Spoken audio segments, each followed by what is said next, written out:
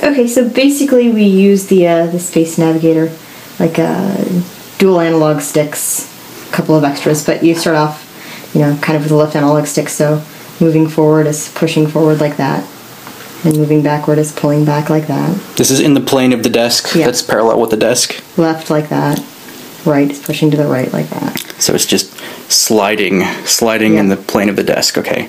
So that maps rather directly to the left analog stick. Analog stick, you're normally tilting it. This is more of a push, but the same kind of movement in the same kind of axes.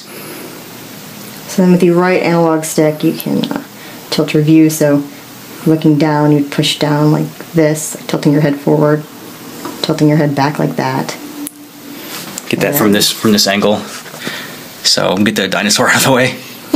All right, so it's tilting forward. It's tilting back. Okay. Like airplane controls. Mm-hmm. And then there's also spinning or turning, like turning to the left, turning to the right. So yeah, that would normally be the right analog stick, and those, like, you have another direction for tilt, so show that. So that would be the other like direction barrel. for tilt is, yeah, barrel rolling. Barrel rolling, yeah. Like this. So yeah, it doesn't have the same kind of easy mapping like to an analog stick, but it makes a lot of sense because you spin the thing like a dial, and your camera will do the same kind of thing. So I think that makes the most sense there. And the last one is pulling up. You go up like this, pushing down. You go down like that. It's pushing down into the table. Pushing down into the table. Yeah, I mean, you can't push that like a button. Yeah. So, and we don't want to give the wrong impression that, you know, we're going to stop at a certain point. The SpaceNavigator, you know, is an analog device and it runs out of room at a certain point. But yeah, if you hold it, like, do that barrel roll thing again. Do it. Yeah. Like this. Let me get it from a different angle. Sorry, guys. Okay. So you can go like this if you're tilting like that. Yeah, you'll just keep rolling. Roll around. Now, normally, you wouldn't actually be doing that, most likely, but, you know, you want to be able to have freedom of tilt. And be able to do it for as long as you want. So, bird's eye view of Katie's normal workspace. MacBook Pro in the middle. There's another monitor she's normally using, but we're not going to do that in this video. Wacom tablet on the right for her being right-handed. And then her left hand, we'll talk about what you do with that, Katie. You know, I use my SpaceNavigator with this over here, but also use keyboard, trackpad, you know. So your left hand is more mobile, your right hand normally is doing the trackpad only, and your left hand is kind of being helpful however it can be at any point in time when they work together. Yeah. So the SpaceNavigator, to be clear, a lot of people don't seem to get this, it is not a replacement for anything. I know they call it a 3D mouse, but it doesn't replace a mouse. You absolutely still need a mouse, so they work together. So it's a complement to it. So yeah, go ahead and move that a little closer onto the MacBook so we can see it a little easier in the video.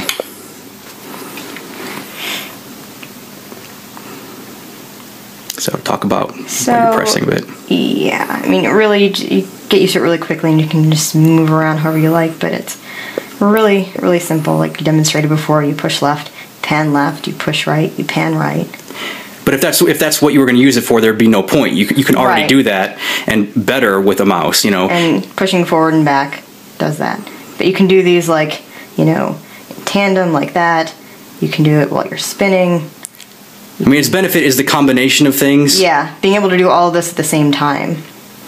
And you forget about working, like, when you're working with a mouse or a tablet and you're thinking about your modifier keys, you're thinking, okay, I'm going to rotate now, then I'm going to, you know, pan, or I'm going to zoom. With the SpaceNavigator, once you get used to it, then you don't think about those particular actions. You think about moving yourself in the scene in order to get a better view. And as long as, you know, it's a good implementation, then you have the freedom to do that. Yeah, I mean, that's pretty much it. It just makes it super easy, and the mouse is totally separate from this. But yeah, it's basically like we treat the SpaceNavigator as a controller for ourselves. Basically, we think of ourselves having an eye into the viewport, 3D viewport, and then that controls that eye in 6 axes. And what We don't really need a lot of dynamic controls because a lot of this stuff can just be set and then forgot. Rotation speed is one of those things you probably can set for your own liking and keep there.